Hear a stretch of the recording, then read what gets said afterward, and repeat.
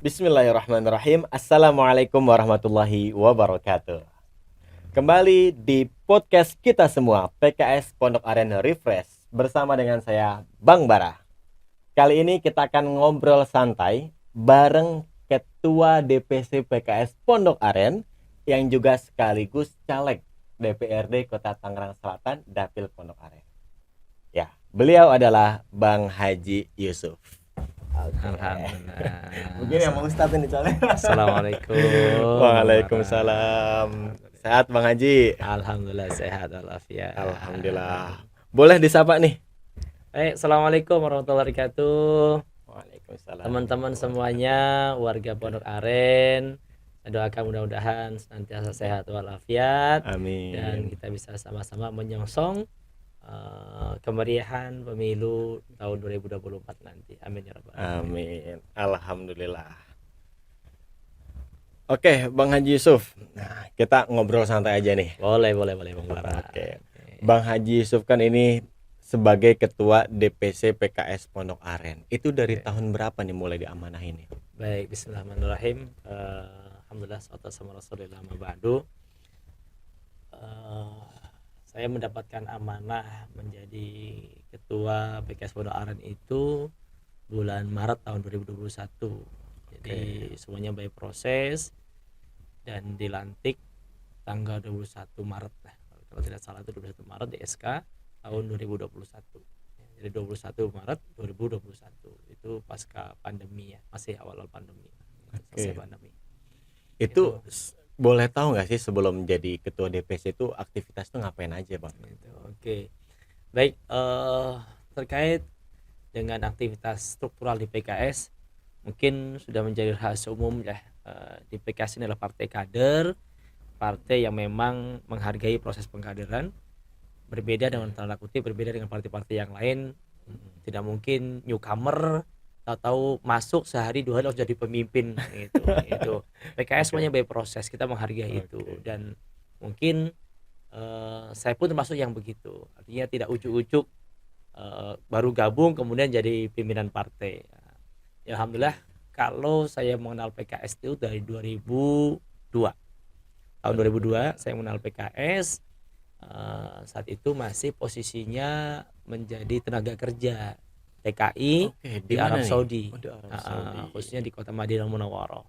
Saya kenal dengan teman-teman mulai dari halakoh pengajian, saya diajak ngaji.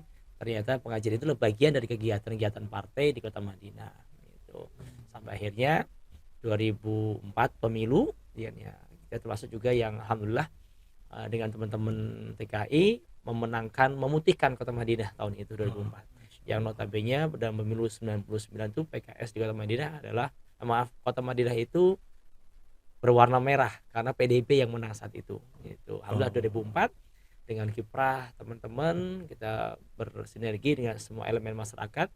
Alhamdulillah kita bisa menangkan Partai Keadilan Sejahtera di kota Madinah khususnya dan Arab Saudi secara umum. Masya Allah, alhamdulillah. Dan mulai detik itu Bang Bara akhirnya terus berkiprah di PKS. Meskipun waktu itu di kota Madinah 2004 saya nyambi kuliah, alhamdulillah diterima di sana. Ya sampai hari ini gitu.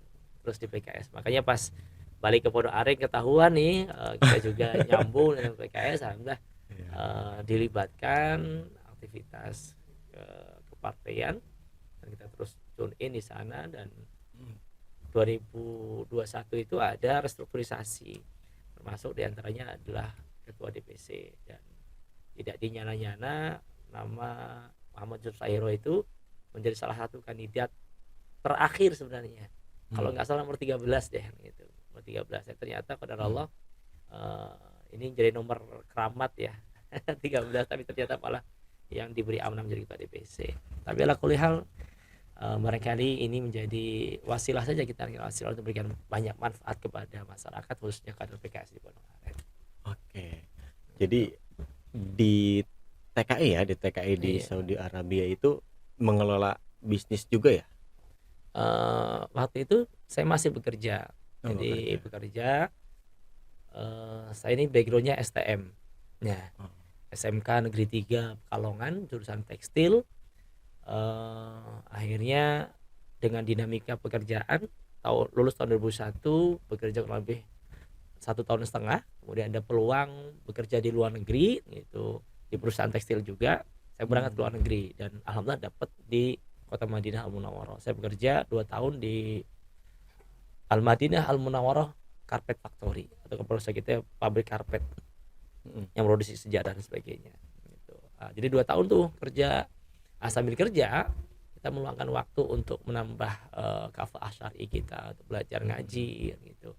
Dan salah satunya adalah teman-teman PKS di kota Madinah gitu. Makanya saya bersyukur banget bisa mengenal kader-kader PKS di Madinah yang ternyata memang kader-kader PKS dimanapun ya alhamdulillah karakternya memang suka dengan pengajian dan sebagainya. Alhamdulillah di Basra itulah akhirnya menjadi titik balik tuh anak STM yang nggak ngerti agama, kemudian nggak punya background pendidikan agama, tapi nekat karena senang dengan agama. Mulai detik itu di Madinah akhirnya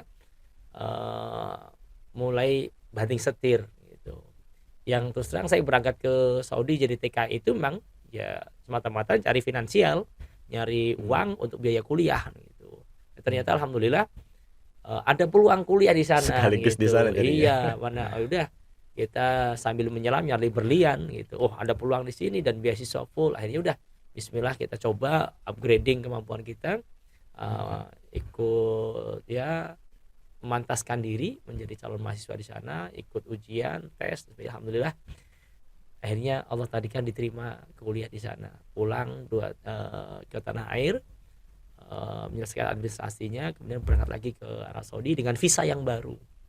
Yaitu visa student, visa pelajar di Islamic University of Madinah Al Munawwarah, Kingdom of Saudi Arabia. Oke. Bang Haji Yusuf ini kan punya bisnis atau usaha travel ya, Basmalah Haji dan Umroh. Iya. Kemudian tadi diamanahkan untuk menjadi ketua DPC PKS Pondok Aren.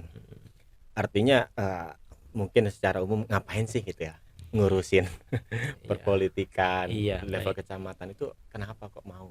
Iya, baik. Jadi memang berawal bahwa menjadi mindset seorang muslim itu khairun nas anfa'uhum linnas, sebaik-baik manusia itu yang paling banyak memberikan manfaat kepada orang banyak. Ya, bisnis is bisnis gitu. Bisnis ya memang itu menjadi sumber kehidupan lah untuk mensejahterakan keluarga kita. Tapi di satu sisi Allah takdirkan bisnis yang saya ikuti adalah bisnis pelayanan gitu. Bisnis yang melayani tamu-tamu Allah ke tanah suci Madinah dan Mekah, baik haji ataupun umroh.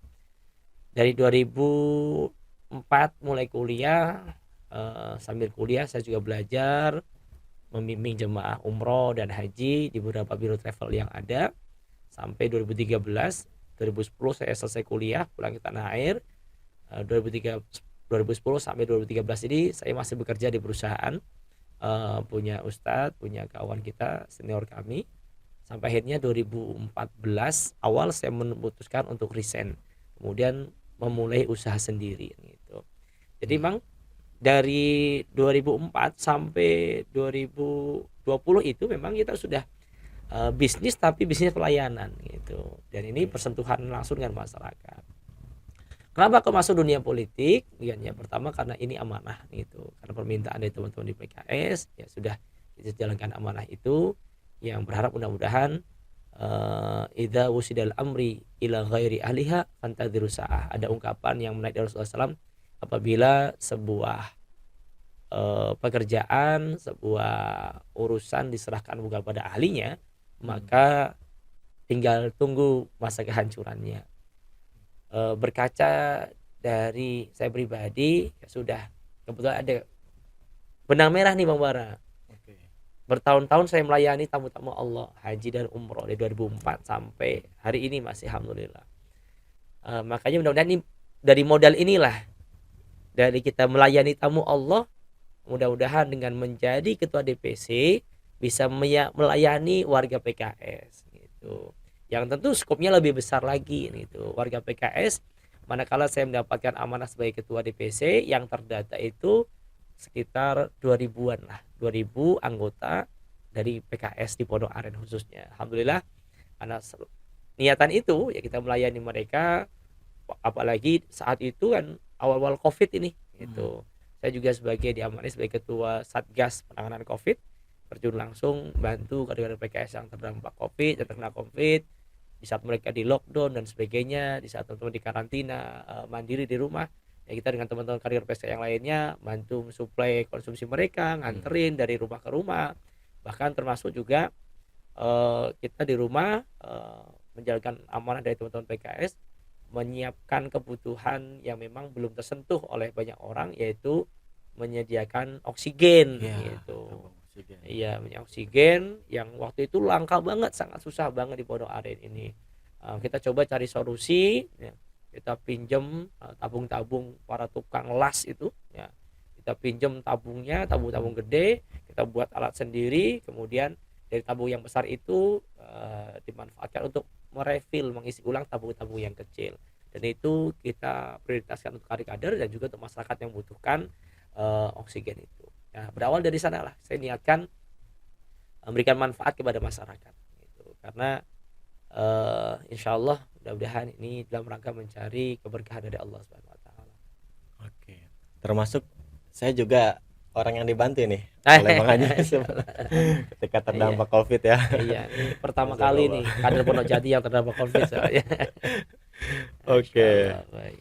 Jadi di PKS itu memang sifatnya itu penawaran amanah ya, ketua DPC. Kemudian juga sekarang diamanahkan untuk menjadi salah satu caleg DPRD Kota Tangsel, Tangerang Selatan. Iya. Ya, mau aja nih.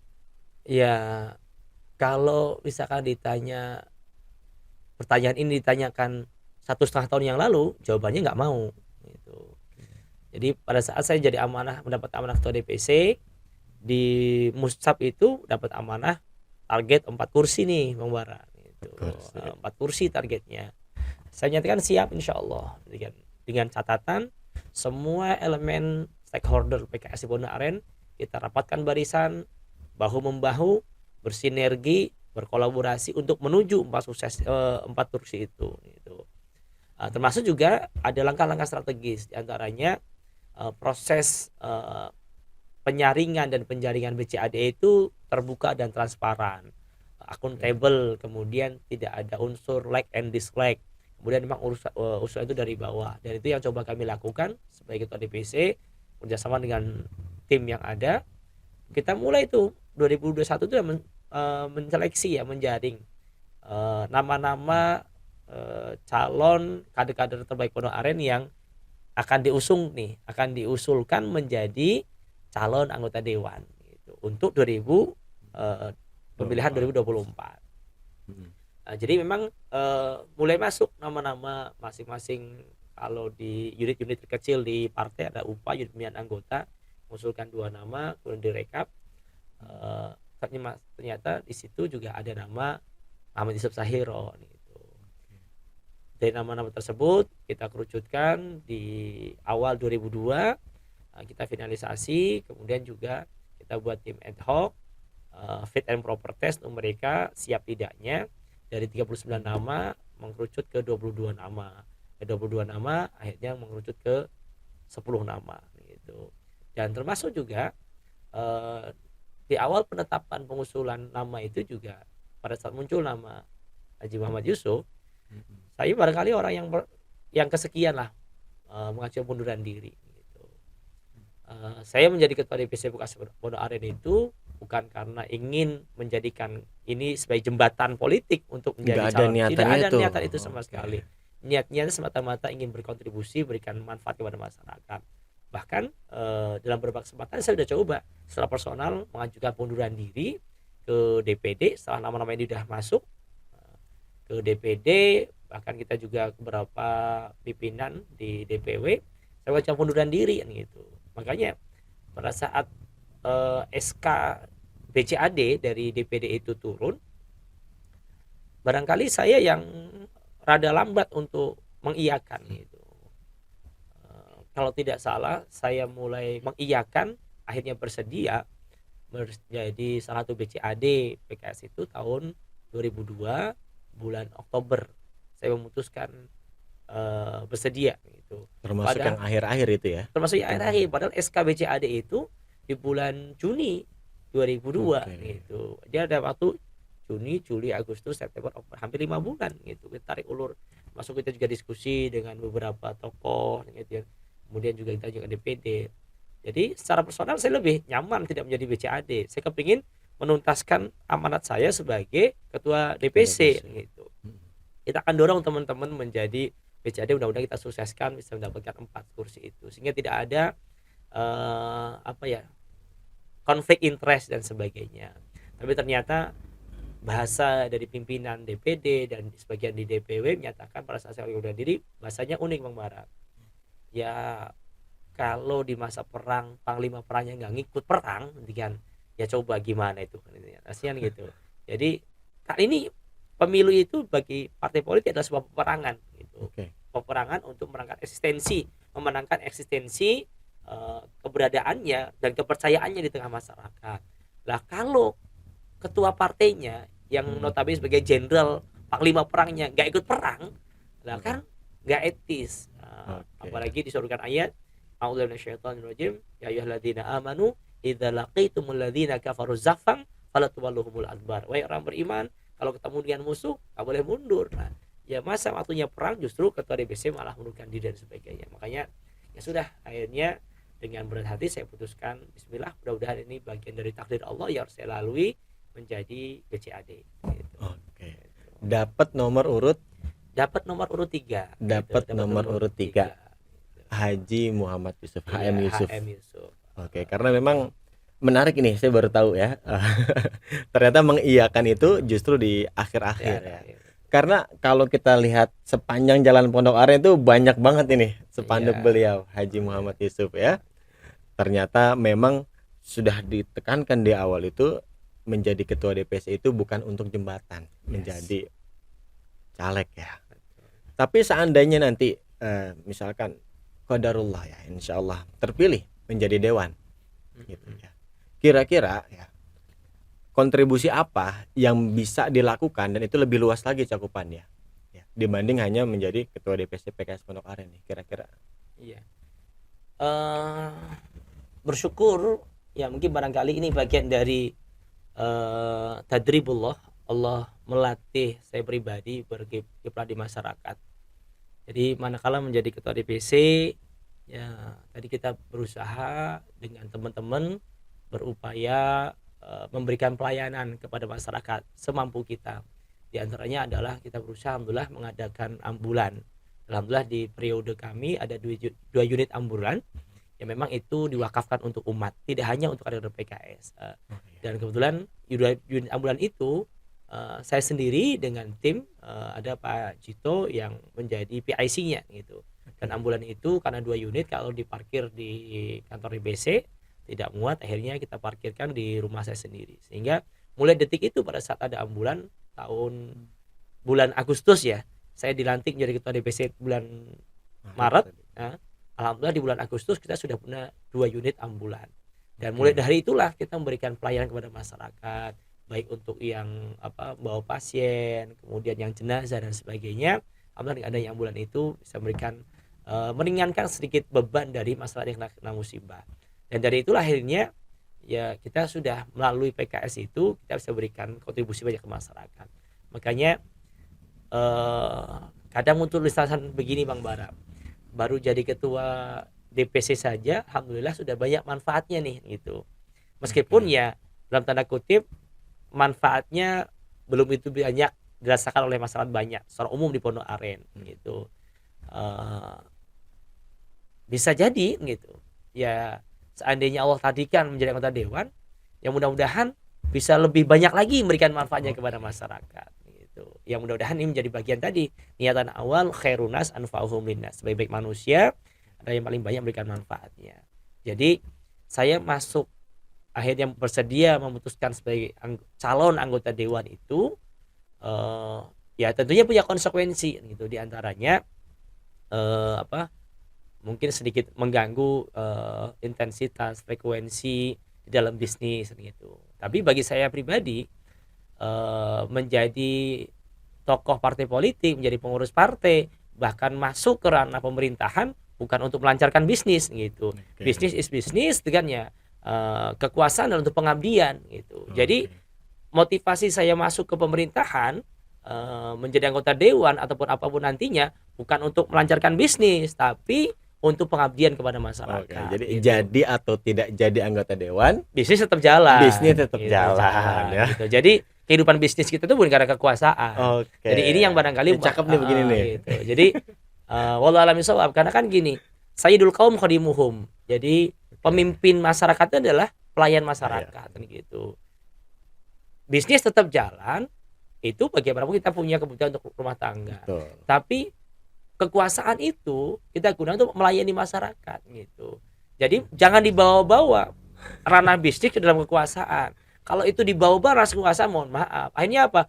Bisa jadi yang tertanam mindset bisnis di bawah kekuasaan, semua kepentingan kekuasaan itu akan dibisniskan gitu. Bahaya banget. Jangan cuma penguasa itu jadi pemimpin-pemimpin kita menjadi calo jadinya. Nah, ini yang nggak boleh di dalam praktek pemerintahan kita. Jadi apapun amanah yang diberikan, kita harus menjadi pelayan masyarakat. Bisnis jalan sendiri, bahkan kalau perlu bisnis itu kita lepas, bisa kita by remote saja gitu. Kita manage Udah dengan manajemennya ada ya. manajemennya nih gitu. Kita fokus ke masyarakat. Kita fokus ke masyarakat gitu. Jadi tidak tumbang tindih. Ini yang kadang-kadang menjadi ironi di negeri kita ini gitu. Jadi yang ada kadang-kadang, mohon maaf, justru bisnis itu dikuasai segelintir para penguasa. Ini yang tidak fair dan tidak sehat gitu. Oke. Jadi tadi jadi atau tidaknya tidak pengaruh kepada bisnis pun, jadi atau tidaknya, misalkan tidak jadi, enggak akan membuat stres ini. Ya, Bagi bagi seorang caleg-caleg muslim, yang stres. wah naudzubillah min dzalik itu ya. Keluar Kalau- banyak duit, iya. capek, ekspektasinya Iya. tinggi, tiba-tiba sedikit gitu. Iya, baik. Kalau ngomongin keluarin banyak duit gitu ya, mungkin barangkali mohon maaf nih kalau boleh saya ngaku, dari 11 caleg PKS yang ada gitu kan, atau mungkin barangkali wallah alam nih dari 18 partai yang ada, mereka punya caleg-caleg masing-masing, barangkali Haji Yusuf nih di Pondok Aren yang paling banyak kegiatan yang sifatnya massal gitu. Contoh misalkan kalau Bang Bara bisa masih ingat, di bulan Agustus tahun kemarin kita ada 2 kegiatan besar, jalan sehat yang bisa menghadirkan 1.600 orang gitu. Dan door prize-nya juga lumayan gitu kan ya. Kemudian pesertanya juga kita berikan kaos gitu kan ya. Ya bisa kita hitung-hitung lah angkanya ratusan juta sudah kita keluarkan gitu. Sehingga banyak juga teman-teman ya yang suka dan nggak suka, banyak omong-omongan gitu kan. Ngapain jor-joran dari sekarang? Karena saya filosofinya tadi, saat ini saya diberikan amanah menjadi BCAD gitu kan. Ya memang saya niatkan ini sebagai khidmah saya kepada partai, ingin membesarkan Partai Keadilan Sejahtera. Saya bentuk terima kasih saya kepada PKS dan struktur yang mempercayakan itu kepada saya, sehingga saya akan berusaha secara totalitas apa yang saya punya, baik tenaga, waktu, termasuk harta, saya gunakan untuk PKS, untuk membesarkan PKS, dan termasuk tadi karena ke masyarakat saya kepingin, kalau bahasa orang Pondok Jati, ngirangin warga gitu. Kalau bahasa hadisnya idkhalul surur, memasukkan rasa bahagia, happy kepada masyarakat. Ya alhamdulillah. Contohnya dengan kegiatan jalan sehat, orang pada happy semua itu. Pada girang-girang ya, pada senang banget mereka, baik yang dapat door prize maupun tidak dapat door prize gitu. Tidak hanya jalan sehat, kita juga adakan turnamen futsal gitu kan ya, untuk anak-anak gitu kan, untuk menggali potensi-potensi yang ada di Pondok Aren. Tenis meja gitu. Jadi event-event semacam ini memang ini high cost kan. Yang saya niatkan tadi bikin orang bahagia gitu. Dan saya bahagia manakala melihat orang itu bahagia. Dan bagi saya ini sudah investasi akhirat yang luar biasa. Saya tidak menganggap ini investasi dunia. Terlalu kecil, betul. Saya investasi akhirat. Bikin girang orang itu, masya Allah, kita bahagianya luar biasa. Yang mudah-mudahan dengan itu menjadi wasilah Allah berikan kita kesempatan menjadi penghuni surga. Sehingga berapapun yang saya keluarkan, jadi gak jadi, easy going Bang Bara. Kita santai aja lah gitu. Jadi alhamdulillah, gak jadi lebih alhamdulillah gitu. Dan tetap berkontribusi. Insya Allah tetap berkontribusi. Ada satu janji nih dari Bang Haji waktu jalan sehat. Karena saya ikut juga ya. Kata beliau, kalau beliau jadi qadarullah jadi ya anggota dewan, maka jalan sehat ini akan jadi program tahunan, betul ya. dan door prize utamanya adalah umroh. Betul ini? Insya Allah, betul. Itu saya Insya ucapkan Allah. janji itu. Saya masih ingat Di record ya. tanggal 20 ya. 20 Agustus Oke. tahun 2022. 2023. 23 ya, 23. Tahun ini. Saya sampaikan gitu kan, insya Allah seni Allah takdirkan saya mendapatkan kepercayaan amanah dari warga Pondok Aren. Ini meskipun skopnya masih kecil nih, skop di Pondok Jati ya, kampung saya sendiri, dan di Pondok Karya waktu itu ada 2 titik. Saya sampaikan insya Allah seni Allah takdirkan jadi event-event tahunan yang sudah saya lakukan, contohnya jalan sehat, turnamen futsal, tenis meja, insya Allah akan rutin saya lakukan setiap tahunnya. Dan termasuk juga kita akan besarkan kapasitasnya, tidak hanya untuk lingkungan beberapa RW, tapi mudah-mudahan bisa lebih luas lagi sepondok Aren. Karena manakala saya sudah jadi anggota dewan, maka saya tidak lagi hanya milik orang Pondok Jati, tidak hanya milik kader Pondok PKS Pondok Aren, tapi menjadi milik warga Pondok Aren gitu. Ya mudah-mudahan insya Allah kita akan kegiatan semacam itu, yang ini mudah-mudahan karena skupnya lebih besar, insya Allah door prize-nya pun akan lebih besar. Di antaranya adalah door prize utama itu ibadah umroh. Amin amin ya robbal alamin. Amin ya rabbal alamin. Ini bahagia banget ini kalau ada yang dapat ya. Insya Allah, amin amin insya Allah. Oke, kalau Gitu. kita bicara untuk menjadi caleg itu kan harus bisa melihat ya situasi masyarakat. Iya. Kira-kira menurut Bang Haji ini tantangan masyarakat Pondok Aren apa sih? Iya. Dari anak mudanya dulu deh. Oke. Baik, ya alhamdulillah 1 tahun lebih lah kurang lebih ya, dari Oktober tahun 2002 memutuskan bersedia menjadi anggota dewan, calon anggota dewan, mohon maaf. Akhirnya kita memantaskan diri, bentuk tim, kemudian juga kita mulai sosialisasi yang mengenalkan diri di masyarakat. Dan saya niatkan itu kita silaturahim, dan ternyata nikmatnya luar biasa gitu. Termasuk saya juga terkadang muncul ungkapan penyesalan, nyesel kok baru sekarang mau jadi calon itu ya gitu. Karena ternyata dengan sosial itu nikmatnya luar biasa, bisa ketemu banyak orang ya, bisa kenal tokoh-tokoh, Ya, kita dapat ilmu, pengalaman, dapat pengalaman yang sangat luar langsung dari biasa masyarakat gitu. ya. Silaturahimnya itu yang luar biasa adalah silaturahimnya itu. Ya memang secara segmen misal anak muda di Pondok Aren ini memang masih kayaknya hampir menjadi kondisi mayoritas ya di bangsa kita, bahwa di Gen Z ini mereka kadang-kadang nggak begitu aware dengan sistem perpolitikan, tidak aware dengan hal-hal yang berbau-bau politik, kekuasaan dan sebagainya. Sehingga banyak kita sampaikan kepada anak muda, sayang banget teman-teman itu punya potensi yang dahsyat, potensi suara yang luar biasa. Sehingga harapannya saatnya inilah anak muda itu berperan gitu, dalam arti anak muda tidak hanya menjadi objek politik, tapi harapan jadi subjek politik, pelaku. Oke, tadi Bang Haji Yusuf ini mengatakan sudah saatnya pemuda ini untuk jadi pelaku politik. Iya, bukan hanya objek. betul. Gimana tuh?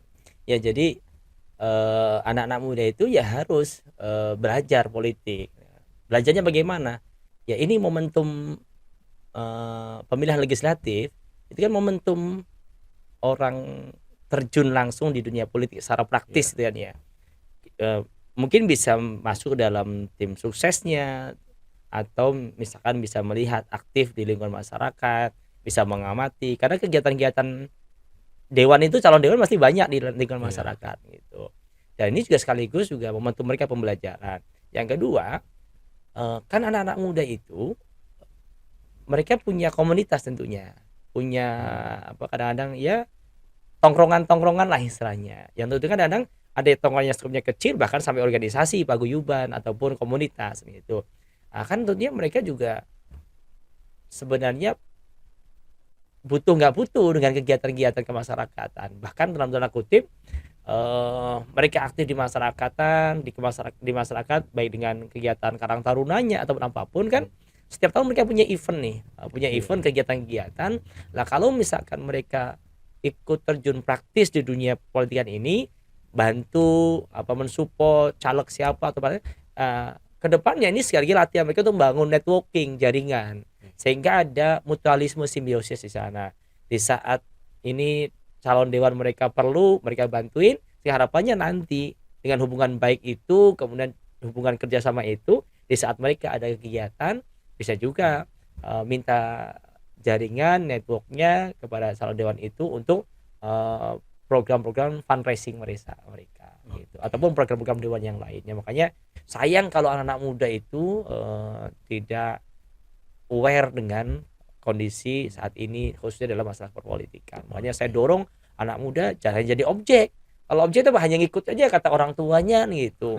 Sehingga nanti ada apa-apa ya ke orang tua lagi. Tapi kalau misalkan dia sebagai subjek, ya dia bisa langsung komunikasinya, tidak pakai tokoh yang lain tapi langsung kepada yang bersangkutan. Ada pembelajaran ya. Nah, betul di sana. Kalau gitu. tim ses Bang Haji ini terdiri dari elemen apa aja nih?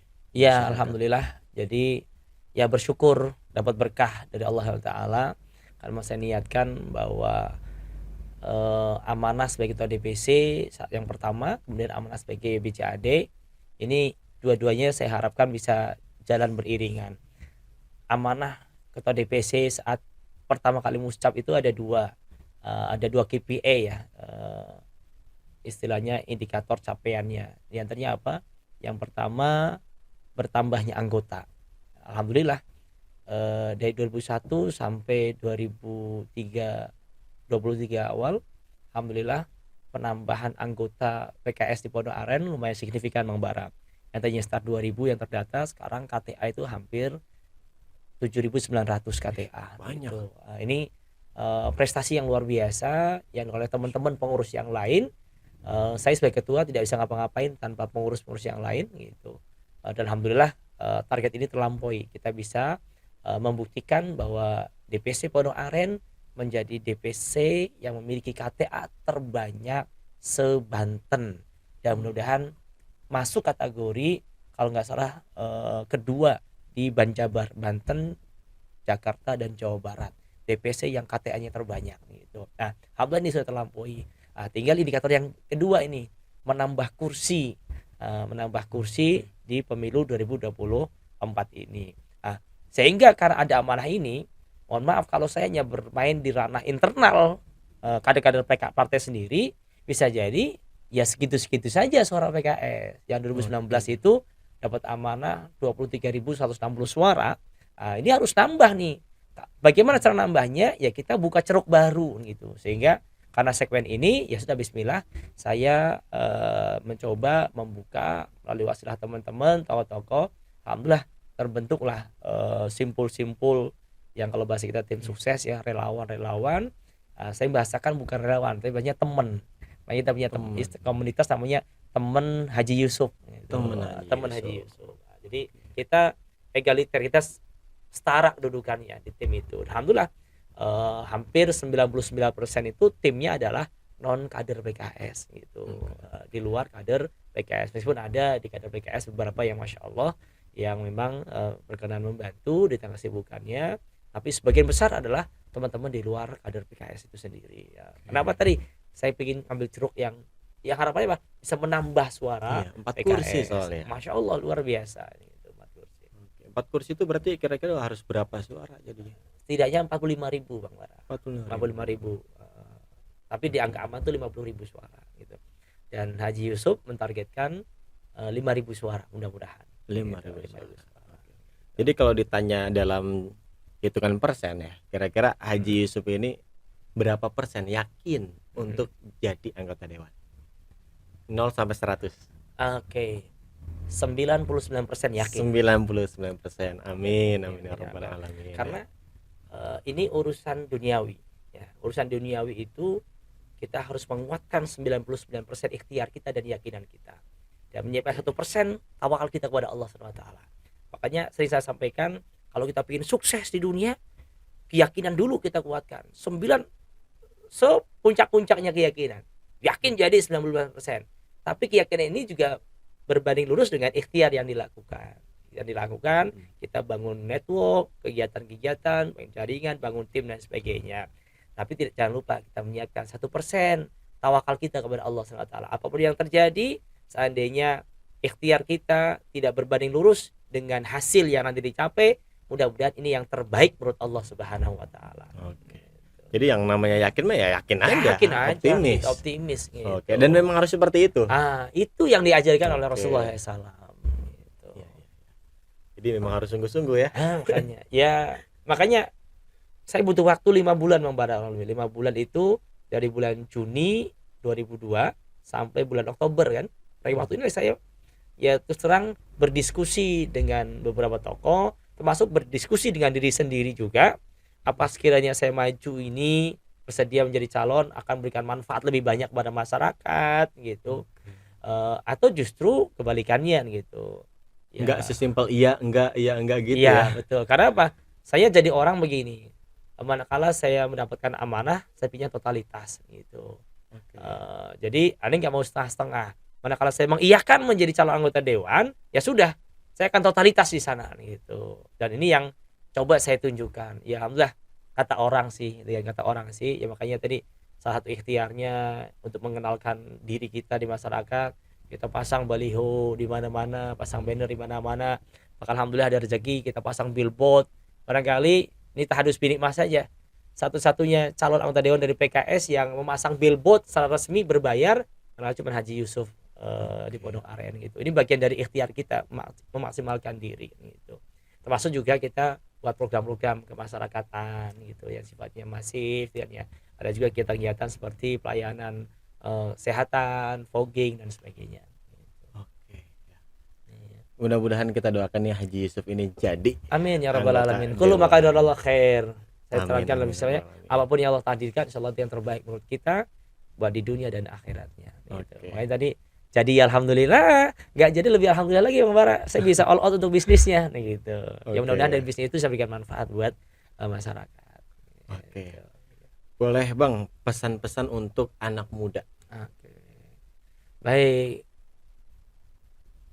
kalau pesan buat anak muda eh, ada satu pesan yang tidak akan pernah luntur sampai kapanpun, pesan para ulama bahwa subhanul yaum rijalun ghad. Anak muda zaman sekarang, anak muda saat ini satakun akan menjadi pemimpin masa depan gitu. Makanya menjadi pemimpin itu by proses gitu. Menjadi pemimpin itu harus pakai proses Enggak gitu. tiba-tiba Nggak tiba-tiba langsung di puncak. langsung di puncak. Semuanya by proses gitu. Makanya ya saya pun begitu. Dari bawah saja lah kita merintis. Saya usaha juga begitu Bang Bara. Dari merintis dari awal gitu kan. Sampai akhirnya sekarang punya usaha sendiri kan gitu, punya perusahaan sendiri kan gitu. Sama halnya pemimpin juga begitu. Semuanya by proses gitu. Sehingga apa? Semuanya matang gitu. Semuanya matang di saat waktu yang tepat gitu. Sehingga anak muda ayo manfaatkan momen kita ini untuk momentum mudanya untuk banyak belajar.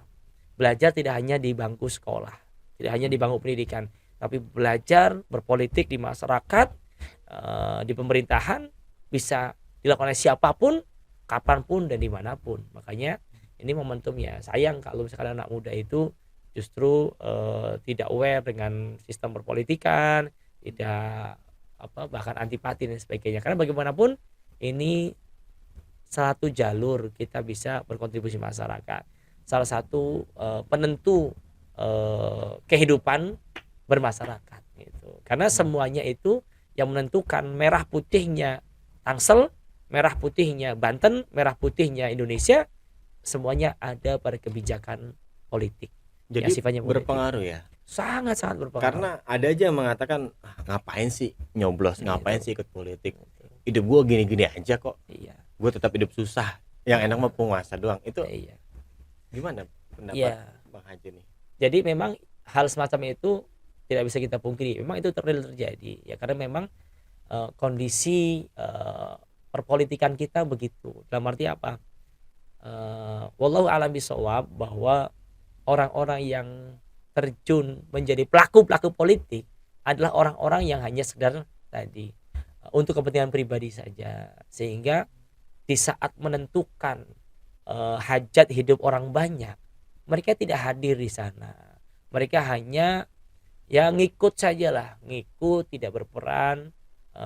Contoh misalkan pada saat ditetapkannya undang-undang yang harusnya berpro kepada masyarakat ternyata tidak gitu.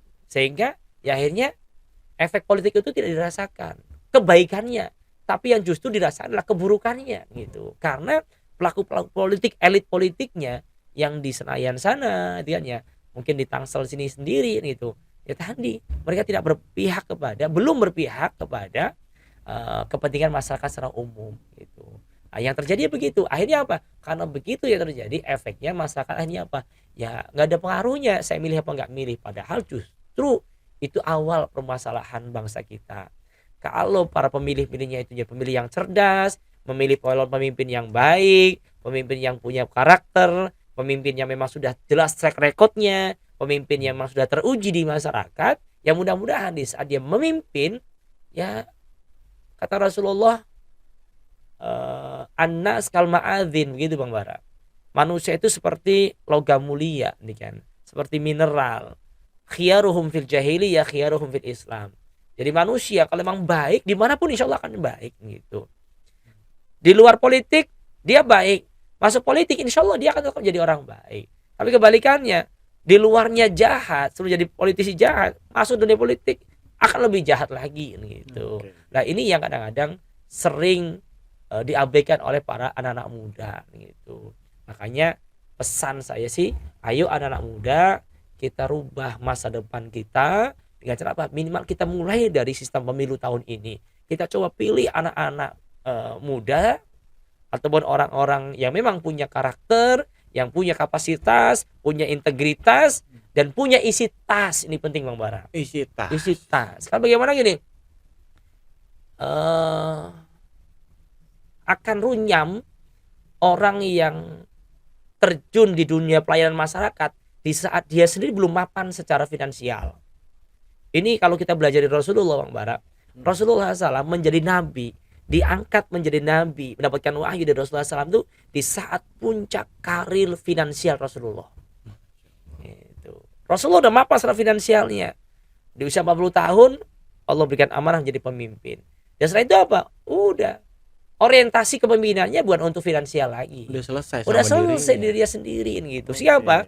Dia akan berjuang untuk masyarakat. Makanya kalau boleh diisinya saya ngomong di sini, demi Allah, manakala saya memutuskan menjadi anggota dewan, saya menjadi anggota dewan bukan untuk mendapatkan pendapatan. Gitu. Insyaallah alhamdulillah untuk keluarga sudah lebih dari cukup dari usaha yang sudah saya jalankan saat ini. Ya. Sehingga saya niatkan ya untuk berkiprah di masyarakat gitu. Seandainya nanti ada mungkin gaji atau apalah ya mudah-mudahan akan saya balikin buat keluarga, buat masyarakat, buat kegiatan-kegiatan di masyarakat gitu. Makanya harusnya ini yang dipahami. Anak-anak muda kita jeli milih orang-orang yang dalam tanda kutip punya kapasitas, sehingga kalau orang punya kapasitas enak Bang Bara gitu kan. Ngomong pun ya mudah-mudahan nggak salah-salah, nggak kepleset, mau ngomong asam folat jadi asam sulfat gitu kan ya gitu. Nah ini mungkin barangkali hal yang sepele kan ya, hal sepele tapi bisa jadi ini terjadi karena apa? Tadi kapasitasnya yang kurang. Belum lagi integritasnya gitu. Integritas. Ya anak muda itu penting banget. Penting banget penentu bangsa. Tapi tidak hanya cuma muda umurnya Bang Bara. Tidak cuma muda stylenya, tapi yang paling nih pola pikirnya yang paling penting gitu. Jadi anak muda di mana-mana memang berjuang. Bukannya tinggal malisnya doang. Karena privilege orang tuanya ini dan itu akhirnya jadi. Padahal dianya sendiri belum pantas. Dan ini yang kadang-kadang miris di tengah masyarakat kita. Mulai dari mohon maaf RI ya, dari puncak pimpinan bangsa kita, termasuk juga di level di masa kita pun ada kejadian begitu. Orang tuanya tokoh, hanya anaknya didorong. Yang mas sebenarnya belum layak ini. Anaknya sendiri belum tentu belum siap gitu menjadi calon dan sebagainya. Sehingga yang terjadi ya tadi kapasitasnya belum mumpuni, integritasnya juga begitu punya, apalagi isi tasnya gitu. Begitu Bang Bara kurang lebihnya ya. Ya, jadi seorang pemimpin itu memang harus serba bisa ya. Termasuk ngomong pun bukan hanya cuma ngomong doang ya, karena orang ngomong itu kan nggak gampang. Nah, kalau kita melihat debat capres kemarin, ya PKS ini kan mendukung pasangan nomor urut 1 ya, Anies Baswedan dan Muhaimin Iskandar. Banyak yang mengatakan Anies mah cuma bisa ngomong doang gitu. Ya, pandai merangkai kata gitu. Tapi yang saya ingin pastikan yang memang pemimpin harus bisa berbicara, kemudian sesuai fakta dan data. begitu ya. Karena memang kalau tadi udah masalah perundang-undangan, kalau dia nggak bisa ngomong cuma iya, batuk juga enggak, diam aja gitu ya. Nah, menurut Bang Haji Yusuf ini ya, kriteria seorang pemimpin ya, yang ideal itu seperti apa dan yang dibutuhkan masyarakat Indonesia apa? Iya. Mungkin ini pertanyaan terakhir kali ya. Oke, Sudah baik. lumayan nih. Wallahu a'lam bishawab. Jadi ya bagi kita seorang muslim ya, dan kebetulan saya juga senang dengan sirah nabawiyah, belajar dari Rasulullah SAW. Tidak ada kriteria ideal bagi seorang pemimpin, melainkan ada pada pribadi Rasulullah SAW. Jadi kita nggak usah nyari-nyari pemimpin ideal bagaimana. Ada sebenarnya Rasulullah, bahkan testimoni pemimpin terbaik karakternya itu ada pada Rasulullah. Bahkan Allah sendiri pun mengatakan wa innaka la'ala khuluqin 'azim.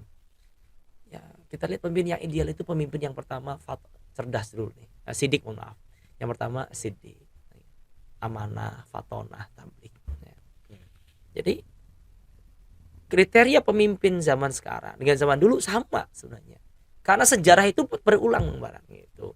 Hanya beda latar settingan tempatnya saja, perilaku dan zamannya. Tapi semuanya sama gitu.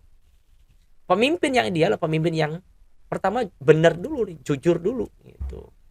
Jujur dalam ucapannya, tindak tanduknya gitu. Benar dalam sikapnya gitu. Kemudian pemimpin yang memang punya program untuk menegakkan kebenaran gitu. Gak cuma benar, orangnya baik, tapi ternyata dia nggak pro dengan kebaikan. Ini akan bermasalah juga gitu. Jadi baik orangnya dan baik pula perjuangannya gitu. Dan orang baik itu harus bersama orang-orang baik juga ya, Nah, memperjuangkannya. betul ya. Nah, yang kedua ya tadi Pak Sidik, amanah gitu. Jadi orang itu memang pemimpin yang amanah gitu. Dalam arti amanah jadi pemimpin ya pemimpin. Kita melayani masyarakat. Bukan pemimpin tapi untuk mencaloin masyarakat. Ini repot gitu. Ini yang terjadi gitu. Jadi apapun semuanya dicaloin gitu. Harusnya kita nggak boleh semacam itu. Kita bisa punya porsinya lah. Banyak kisah-kisah yang luar biasa dari para ulama salaf kita gitu. Ada porsinya di saat pemimpin yang memimpin keluarga-keluarga, usaha-usaha gitu. Jadi tadi pertama sidik, amanah, fatonah, cerdas juga. Kita butuh pemimpin yang cerdas. Dan saya lihat itu ada pada sosok Pak Anies Baswedan. Kecerdasan orang itu terlihat dari tutur katanya. Bukan masalah retorika. Ini nggak bisa dibuat-buat gitu. Betul. Jadi ibarat teko itu akan mengeluarkan, yang keluar itu isinya. Kalau isinya teh, ya akan keluar teh. Kalau isinya kopi, akan keluar kopi. Susu. Begitu pula manusia. Kalau manusia itu baik lahir batinnya, maka yang keluar juga ungkapan-ungkapan yang baik gitu kan ya. Apalagi orang baik ditambah cerdas.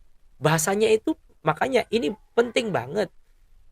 Ada sifat tabligh dalam pribadi Rasulullah SAW, menyampaikan gitu. Kenapa? Pemimpin itu harus mampu menyampaikan visi misinya, mampu menyampaikan argumennya, ide-idenya gitu. Sehingga idenya itu bisa dipahami masyarakat. Karena bisa jadi kadang-kadang ada pemimpin, dia punya ide, tapi ide itu nggak bisa ditransformasikan dalam bahasa, sehingga masyarakat salah paham. Gitu. Masalah jadinya. Jadi masalah, jadi blunder dari masyarakat. Tujuannya baik gitu. Tapi karena keterbatasan linguistiknya, keterbatasan ngomongnya, bahasanya, tutur katanya, akhirnya apa?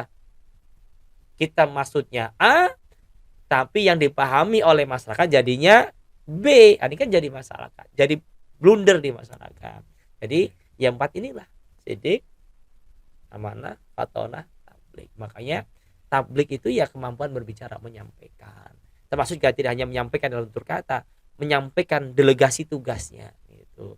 Mampu nggak seorang pemimpin itu dia mendelegasikan tugasnya kepada timnya, kepada bawahannya. Jangan sampai pemimpin itu seperti tukang bakso gitu. Kan sama pun gitu dalam bisnis begitu. Ya mohon maaf nih gitu. Pemimpin saya belajar dari tukang bakso ini Bang Bara, karena sebulan tetangga saya tukang bakso gitu. Ini masalah manajemen tukang bakso nggak bisa digunakan dalam kepemimpinan, dalam tanda kutip ya, mohon maaf sebelumnya, bukan dalam rangka mendiskreditkan tukang bakso dan sebagainya. Ini kita belajar dari kasus ini. Analogi saja. Tukang bakso itu semua dikerjain sendiri, dari mulai dia belanja bahan-bahannya, kemudian dia mulai proses pemasakan bahan-bahan itu, kemudian pembuatan baksonya, sudah selesai baksonya, dia mulai jualnya juga gitu. Dia mencatat keuangannya, semua dikerjakan sendiri gitu. Pemimpin nggak boleh begitu. Pemimpin itu dia harus berjuang dengan ide-idenya, dengan gagasannya, mindsetnya dulu. Untuk gagasan ini berarti dia punya kapasitas gitu, punya kapasitas yang memang layak menjadi seorang pemimpin. Ide-idenya itu ide-ide yang membangun, ide-ide yang melakukan perbaikan di semua tahap. Jadi ini satu contoh kecil saja. Jadi memang harus mampu dalam hal ini mendelegasikan tugasnya kepada bawahannya, sehingga semua dikerjain oleh pemimpinnya. Jika misalkan yang anggota dewan, ya harus kita bisa bersinergi dengan, contoh misalkan amanah yang saya rasakan saat ini, yang saya dapatkan menjadi calon anggota dewan, ya kita bersinergi dengan simpul masyarakat, karena saya posisinya sebagai calon anggota dewan gitu kan ya. Yang sering jadi anggota dewan nanti, ya kita menjadi jembatan menyampaikan aspirasi masyarakat. Ya apa? Ya komunikasi itu penting di masyarakat. Lah gimana calon anggota dewan nggak bisa ngomong, mohon maaf, pegang mic saja geget gitu kan ya, pegang mic aja gemeter gitu. Gimana nanti dia ngomong, gimana dia nanti ketemu dengan masyarakat gitu. Apalagi mohon maaf, ketemu di sidang yang orangnya barangkali macam-macam, yang emosional sampai gebrak-gebrak meja dan sebagainya. Ini butuh juga orang-orang yang semacam itu, yang kuat secara mentalnya, kuat secara argumentasinya, kuat pula secara pengetahuan, pemahaman di masa dan sebagainya. Ini kita butuh pemimpin semacam itu.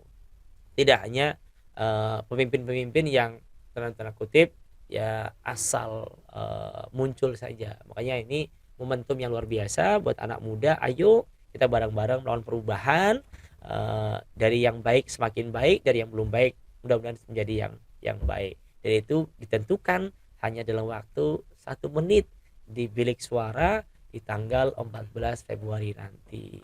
Masa depan kita ditentukan tentunya di luar takdir, ya satunya wasilah di Indonesia dengan cara pemilu itu. Oke, alhamdulillah. Begitu Bang Bara. Luar biasa. Terima kasih banyak sekali ya inspirasi yang kita dapatkan dari ngobrol santai kita dengan Bang Haji Yusuf ini.